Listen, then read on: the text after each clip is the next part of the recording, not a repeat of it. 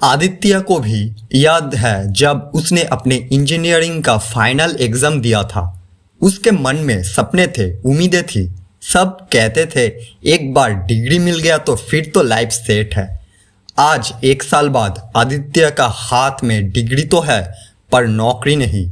ये सिर्फ आदित्य की कहानी नहीं है, ये उन करोड़ों भारतवासी नौजवानों की कहानी है जो सपनों के साथ पढ़ते हैं लेकिन रोजगार के बिना सपने बेकार हो जाते हैं। बेरोजगारी एक ऐसी स्टोरी है जो हर घर में लिखा जाता है। आज का ये डॉक्यूमेंट्री उन्हीं ब्रोकन ड्रीम्स को समझना की कोशिश करेगा। एक ऐसी कहानी जो सिर्फ डेटा और स्टैटिस्टिक्स तक सीमित नहीं है। इसमें इमोशन है, फ्रस्ट्रेशन है और सपनों का टूटा हुआ भरोसा। अगर आप सोचते हैं कि ये प्रॉब्लम सिर्फ आप तक सीमित है तो अब गलत है। चलिए इस जर्नी पर चलते हैं जहां हम समझेंगे ये बेरोजगारी का असली मतलब, उसके रीजंस और क्या हम इस प्रॉब्लम का सलूशन निकल सकते हैं। कोई भी पोस्ट हो अपना सब में ट्राई करो, बंदे का लक कहीं भी चल सकता है। देश में हर साल 15 लाख बच्चे इंजीनियरिंग की डिग्री हासिल करते हैं, लेकिन दावा है 2.5 लाख को योग्यता मुताबिक नौकरी मिल पाती है। भारत एक ऐसा देश जहां हर साल लाखों स्टूडेंट कॉलेज से पास आउट होते हैं, लेकिन उनमें से सिग्निफिकेंट पोर्शन ऐसे होती है जिसे कभी भी नौकरियां ही नहीं मिलती। भारत का अनएम्प्लॉयमेंट रेट अब तक अलार्मिंग लेवल तक पहुंच चुका है। 2023 के आखिर में देश का यूथ अनएम्प्लॉयमेंट रेट 23 के आसपास था, मतलब हर 4 स्टूडेंट में एक बेरोजगार है। पर यह सिर्फ एक नंबर नहीं है, ये उन हजारों जिंदगी का दर्द है जो अपने सपने लेकर बदलते हैं लेकिन उन्हें सपोर्ट नहीं मिलता। मैंने अपना ग्रेजुएशन तो खत्म किया, 3 महीने से जॉब ढूंढ रही हूँ। हर जगह रिजेक्शन मिल रहा है। कभी लगता है कि गलती मेरी है, लेकिन बाद में समझ में आता है कि ये सिस्टम की वजह से हो रहा है। नौकरी मिलना एक सपना जैसा बन गया है। प्रिया और आदित्य जैसे हजारों यूथ रोज ये स्ट्रगल करता है, लेकिन इसका सिर्फ एक ही रीजन नहीं है। बेरोजगारी के इस मसले को समझने के लिए हमें देखना होगा कि असल में इसके पीछे क्या क्या फैक्टर्स काम करते हैं। आज भारत एक डेवलपिंग इकोनॉमी है, पर बेरोजगारी का प्रॉब्लम ने हमें रोक के रखा है। प्रॉब्लम के मल्टीपल रीजन है, इकोनॉमिक स्लोडाउन, ऑटोमेशन और अनस्किल्ड वर्कफोर्स। और इसके पीछे का असली कारण समझना बहुत ही जरूरी है। पहला रीजन है स्किल गैप।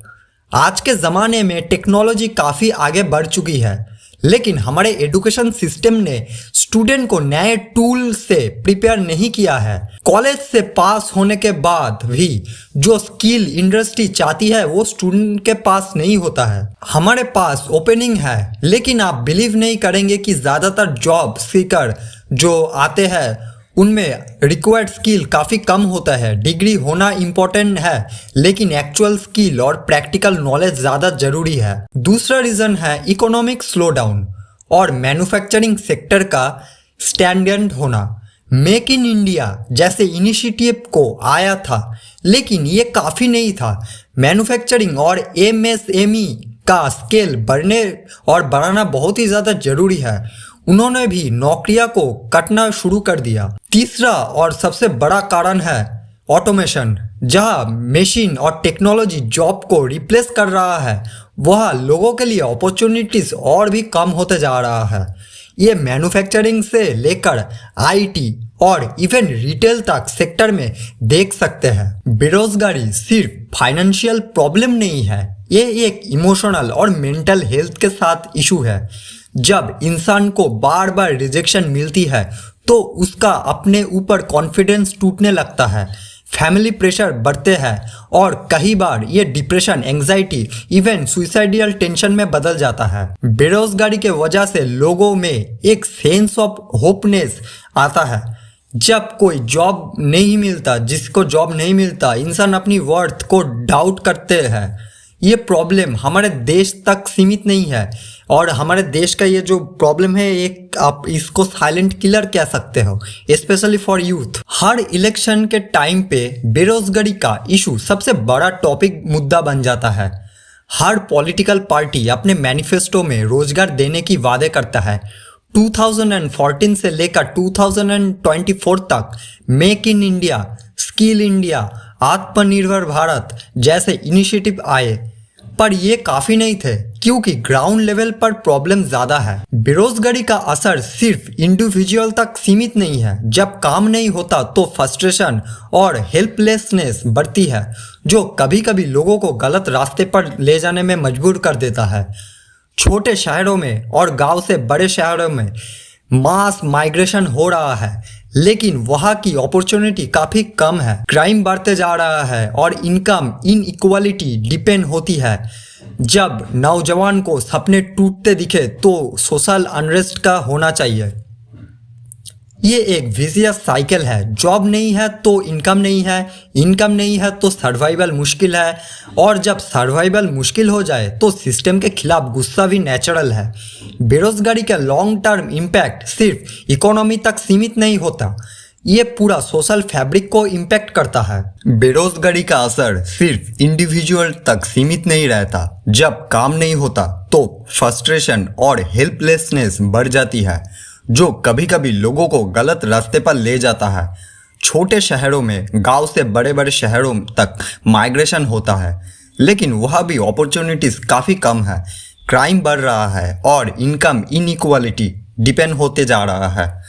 जब नौजवान को सपने टूटते दिखे तो सोशल अनरेस्ट होना तो तय है। ये एक विशियस साइकिल है। जॉब नहीं है तो इनकम नहीं है, इनकम नहीं है तो सर्वाइवल मुश्किल है, और जब सर्वाइवल मुश्किल हो जाए तो सिस्टम के खिलाफ गुस्सा भी नेचुरल है।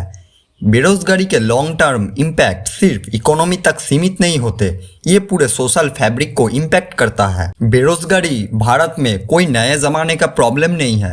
आज़ादी के बाद से ही भारत के लीडर के सामने चैलेंज था कि कितने बड़े पॉपुलेशन को कैसे काम दिया जाए।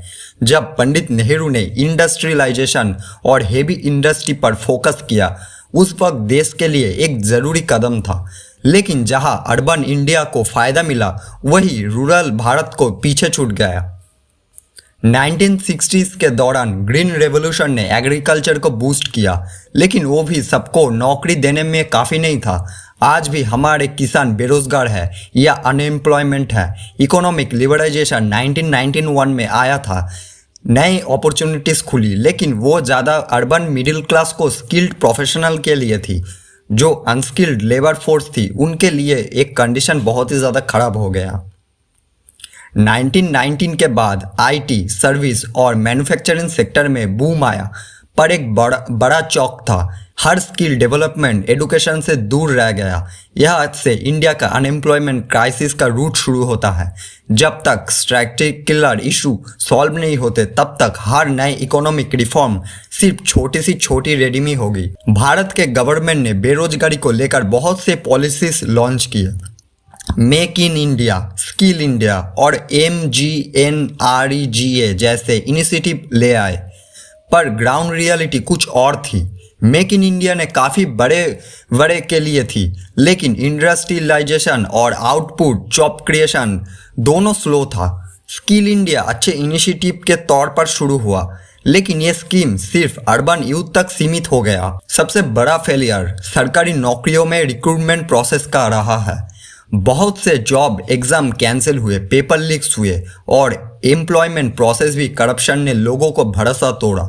देश में नौकरी के लिए लोग को बहुत ही भुगतना पड़ रहा है। गवर्नमेंट्स अप्रोच हमेशा रिएक्टिव रहा है। हर इकोनॉमिक स्लोडाउन के बाद स्कीम अनाउंस होता है, लेकिन इनकी कोई लॉन्ग टर्म रोड मैप नहीं होता।